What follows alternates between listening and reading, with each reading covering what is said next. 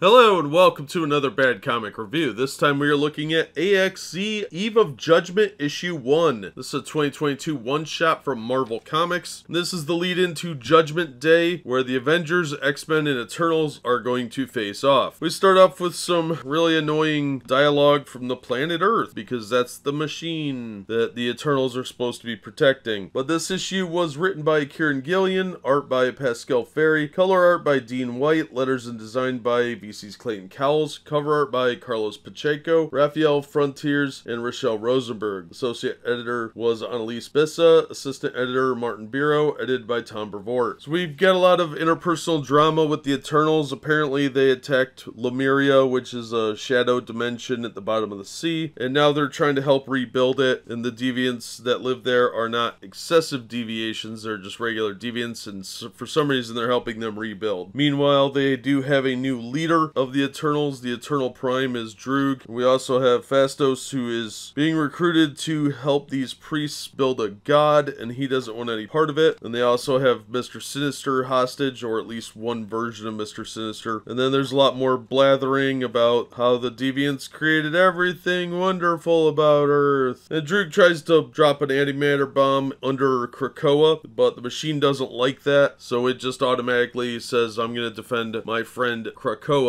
because, quote, Krakoa is a nice guy. This was kind of boring. There's a lot of references to things that happened in the Eternals series that, if you didn't read, are never cited in here, so you don't know where to go to look up what they're talking about. And that is a big problem. It's, for one thing, it's rude editorially to not let people know what's going on. So they should have had some citation as to what volume number and if it's available in trade paperback, that sort of thing. It's also bad cross-marketing, because if they had put that footnote in there, they could have sold some extra trade paperbacks, because people would know where to go to find that information as to what happened here, because there's lots of references to Thanos being involved in something, some sort of attack, but we don't know where it happened, because that is never addressed where that storyline took place. Beyond that, the story is just kind of boring. We do find out that the Eternals at some point learned every time they're resurrected, a human dies as a consequence, which is pretty rude and a really bad way of protecting the humans. So I guess that's part of their motivation, but it was kind of offhandedly referenced in the dialogue, but that was about the only really useful dialogue. There was a lot of babbling in here of just weird interpersonal stuff that would have been in a regular series, but not in a one-shot, so I don't know if they were just looking for filler. The story is short enough. It's only 20 pages of story, like most of these Marvel pamphlets. There's not a real issue here. There's just a pamphlet worth. This book should have been their free comic book day book, and it should have had a lot of references as to where things happen. Now, on the cover, you do see the X-Men. They don't show up at all in this book. There's like 2 panels that have references to the X-Men, but they're not actually in the story. So that was deceptive. And why everybody's asleep on the cover except the tiny little X-Men, I don't know, but here we are. This is not worth $4. This is a promo book that should be a lead-in to it, the primary storyline, and not a good introduction to the Eternals at all. The Eternals do come off as kind of scummy and annoying in this, but I wasn't impressed. This told me nothing about the Eternals other than reference points to a storyline that is never cited in here. You're supposed to just know what happened in that Eternals series that I don't think anybody really read, because it was boring. They do have a little chart listing with all the Eternals that takes up 2 pages, because that's not there for information. It's there to distract you from the fact that the story is full of large panels and is only 20 pages. As for the art, I didn't care for it. It looked very simplistic and amateurish and a little bit like lazy computer art, so I'm not a fan of that. It was acceptable if this was an indie book, but Marvel Comics should be doing better than this. And the storyline was just boring, so I'm gonna say don't bother wasting your money on this. It's a bunch of background information that doesn't seem like it's gonna be relevant in any way, and it's just a bunch of interpersonal nonsense. I don't care about these Lemurians. Are they gonna play a part in the story? Well, I doubt it. The whole thing with the bomb was a throwaway storyline as a minor distraction because they weren't even allowed to do it, and the machine loves Krakoa because it's a nice guy. That's stupid. The machine dialogue was tiresome Twitter talk. If somebody talked like this in real life, they would be very annoying. So it was this kind of cutesy dialogue that was really lame and boring.